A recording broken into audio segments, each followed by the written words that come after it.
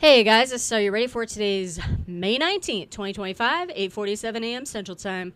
So I haven't done a video in a while regarding politics, and to be honest, it's because I don't know what to do a video on. If you have any requests, let me know. There really isn't much going on. The big beautiful bill did pass the committee yesterday, so it should be hitting the floor. We'll see how that goes. But there was a subscriber that asked me to go over something. It was a legislation called the SAFE Act, or SAFE Act, that potentially could ban certain firearms, but I can't find the bill number for the life of me. So if you know the bill number, let me know and I will read it and go over it. But I don't know anything of what it says, but just knowing that information, the chances of it passing in this particular Congress is pretty slim. Don't know who introduced it, don't even know the purpose of it. So if you know the bill number, let me know. So this video is going to talk about Iran. Iran plans on continuing towards a nuke, ignoring Trump. So Trump wants to make a deal, obviously, with Iran and some of our partners, trying to create a new JCPOA, which obviously will not have that acronym because it will mean something else. And apparently Iran has put out a statement saying regardless of whether that deal comes to fruition or not, they're going to continue towards a nuke. I must say, with my background with Iran, it is very interesting time to be alive watching the Middle East these days. But regarding Iran, grain of salt as usual. Obviously, they were a focus while I was serving, and they have been enriching uranium for quite some time, even while I was serving, and that's been over a decade now. The thing that Iran is missing currently, and they proved that a couple months ago or whatever it was, is a mode of transportation, basically a missile, ballistic missile. Because when they shot some ballistic missiles towards Israel, most of them blew up on the platform and killed some of their soldiers, and most of them didn't even make it out of the airspace of some of the countries prior to Israel, without having to blow them up at all and target them from from SAMs at all. So obviously Iran's ballistic missile program is trash, which really doesn't make sense because during the JCPOA, they actually left out of that agreement that Iran could continue to work on their ballistic missiles program. Most ridiculous thing ever. Obviously, during the JCPOA, they also had the, what the hell is it called? Atomic, whatever bullshit that's part of the UN, go in and look at their facilities to make sure they weren't enriching uranium beyond a certain point. But, Iran had to have a 24-hour notice before those people could come in. And they could say no to specific sites and all kinds of stuff. So actually the checkup that they had under the JCPOA was a joke. I mean, that negotiation was such trash, and guess who did it? Hillary Clinton under the Obama administration. So it was terrible to begin with, not including the ballistic missiles, giving Iran the heads up and giving Iran the opportunity to say, no, you can't come to this area. Was so dumb. It's like, I don't even know why they created it. But here's the problem we are in now. Iran obviously has enriched uranium to the point where they actually could get a nuclear weapon. There's no way that's not the case. It's kind of been reported that that could be the case. But no, over the time from Obama to now, there's no way possible logically they don't have that uranium enriched. While I was serving, they were enriching uranium and getting very close to things anyway. So over the last decade, there's no way they don't have it. But they don't have the mode of transportation. The problem is, during the Obama administration, they gave him pallets of cash, right? During the Trump administration, he starved them to death, put sanctions against them, put sanctions against countries that would buy from them oil and anything else, and made them broke.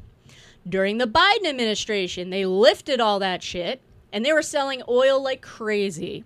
And they were giving them money, and they even gave them ransom money. It was ridiculous. And unfroze money that was frozen for Iran.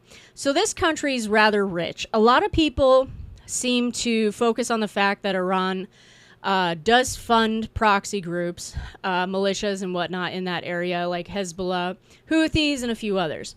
Yes, they do. No joke. I've spoken about that in the past, how I feel about that and how that all went down. They money launder. They do drug trafficking. They weapon trafficking. I mean, they do all kinds of stuff. All kinds of stuff. And they try and keep their hands out of actually being seen when they do that. So it's not like they're writing checks to these people to have any type of paper trail. But the point is, they are a sponsor of terrorism. But beside the point, the money they have now that they were able to gather under the Biden administration is far more than they would have even close to have given any of these proxy groups or militias or whatnot. So they have a huge slush fund. So now what they could do, and I'm assuming they are doing, is working on their ballistics missile program, which would give them an ICBM, which would eventually obviously be able to have a nuke head on it and shoot it somewhere.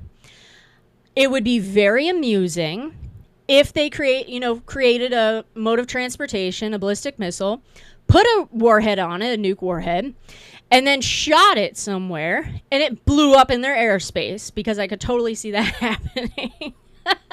Because apparently people in Iran know nothing about how to make ballistic missiles. I don't get it. When they shot stuff at Israel, that's when I sat back and I was talking to people. I don't know if I said it on YouTube or not, but it was like, this is going to be a key indication of how far they've gotten with their ballistic missiles program, is how many get to Israel, how many have to be shot down, all this stuff. And it blew up in their face. They sucked ass. So obviously they're not there yet. And I would assume they're not there yet today as of May 19th either. But the fact that they're going to ignore any type of nuclear deal, I don't know what the deal would be. Because Trump and other countries and everything else, including Israel and stuff, Israel won't be part of the deal for obvious reasons, but other countries and stuff. What the hell would the deal be? And Trump's whole purpose is to make the deal so they can't get to a nuclear weapon. So that deal's not going to happen with this statement that the Ayatollah put out. So that's kind of dead in the water. What are the options in the United States? Military, basically. Kinetic. There's really no other option. Unfortunately, during my service time, I can tell you right now, the terrain of Iran is very rough, okay, in certain areas. It's not like everything's Tehran in major cities and flatlands or anything like that. There's a lot of terrain in Iran. There has been...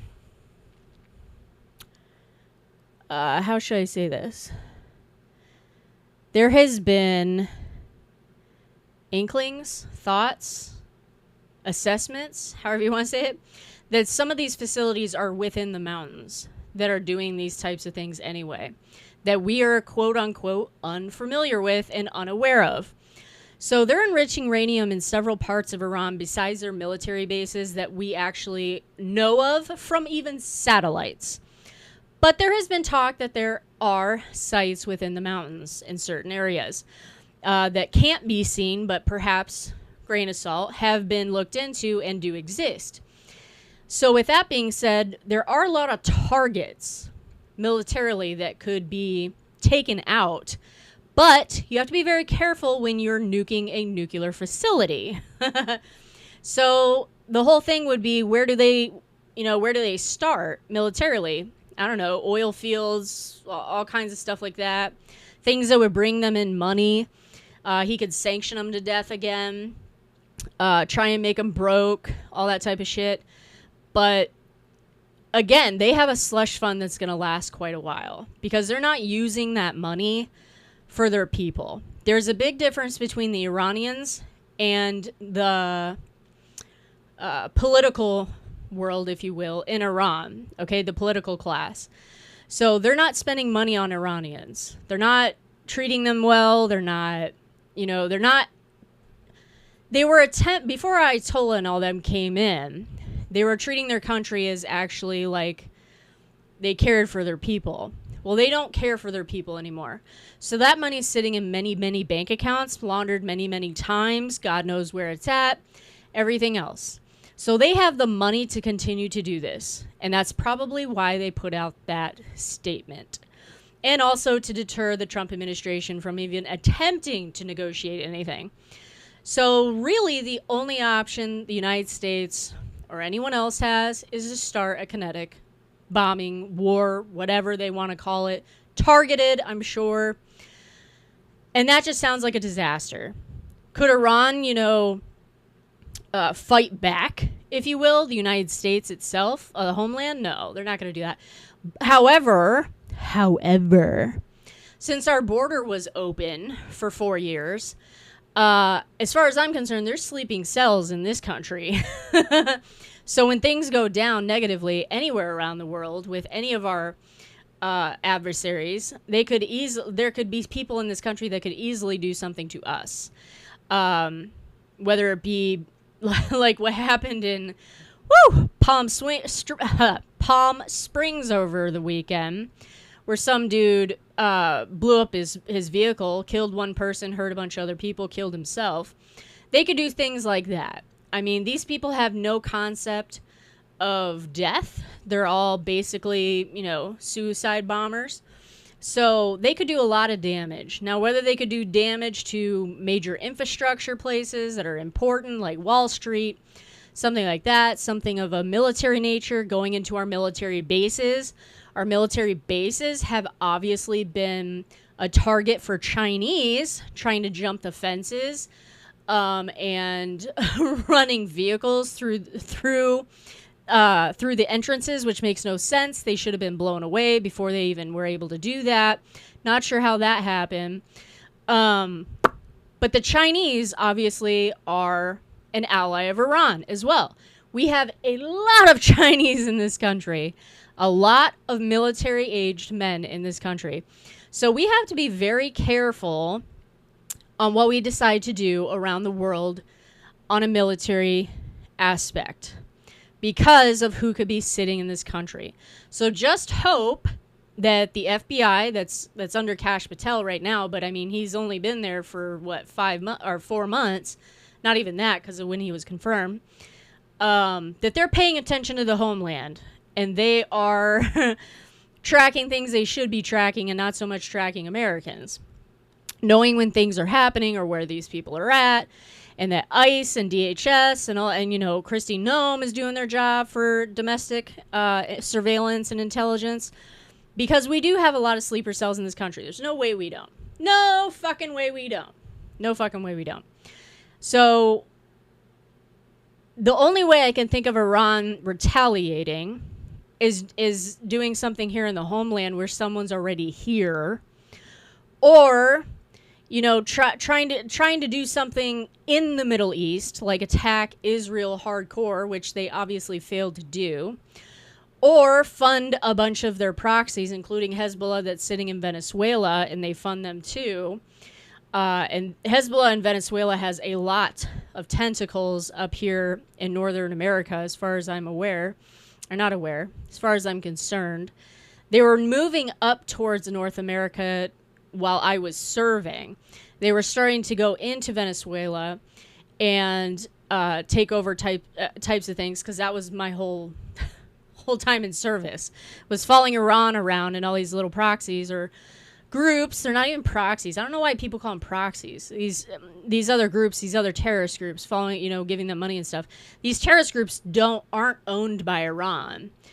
They just do Iran's dirty work. So there is no Iranian proxy. I understand the term a proxy, but I'm just saying Iran owes no one nothing.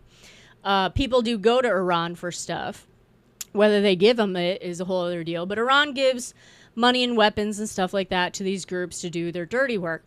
So they could potentially start giving people over on this hemisphere things that they need in order to attack us in this hemisphere on behalf of Iran.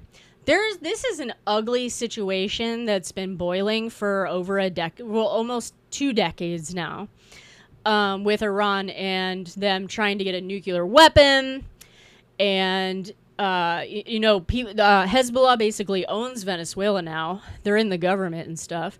Hezbollah in the Middle East actually has a seat at the table in the United Nations and is actually being recognized as someone legitimate. It's pretty crazy. So they could start attacking our bases that are in the Middle East still. I can't believe we still have a base in Iraq. Just because Iraq's president does not want us there to begin with. So I'm not even sure how we're able to keep that position there anyway, other than say, fuck you, we're staying here. I don't know. But our biggest mistake was giving up Bagram's base. Our biggest mistake was leaving Afghanistan. I don't care what anyone says. We should have left at least 2,500 to 3,000 troops.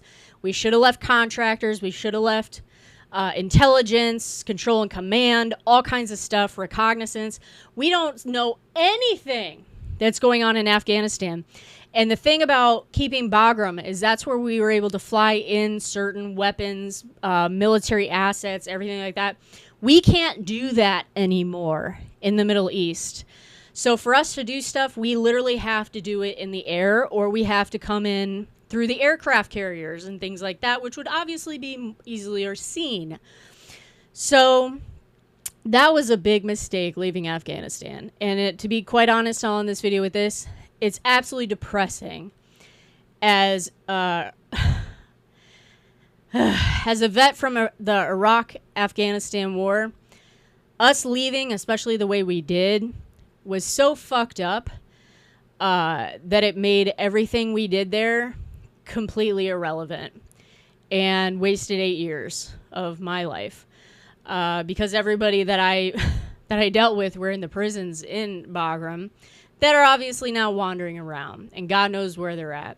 And they have all of our military assets. They're learning how to use them. They took all of our weapons, and I mean, they even learned how to use a Black Hawk that was supposed to be decommissioned. So I mean, it's crazy what could happen to us in the Middle East that people could be working on right now, even without Iran, to try and attack our bases and stuff. Hell, a drone attacked our base in Iraq and killed some people, a while back. And then we were also attacked in Jordan at our base. So we are really sitting ducks in the Middle East as far as I'm concerned. Yeah, we have air power, and we have vessels in the area and stuff like that, like aircraft carriers and stuff, so we could do stuff from the air and everything. But I mean, we don't have boots on the ground really anymore. We don't have the upper hand in the Middle East anymore. So how this turns out with Iran and this supposed nuclear deal that Trump's going to negotiate, which sounds would be useless, should be interesting. This is Are You Ready For It? Take care, guys. Have a great day.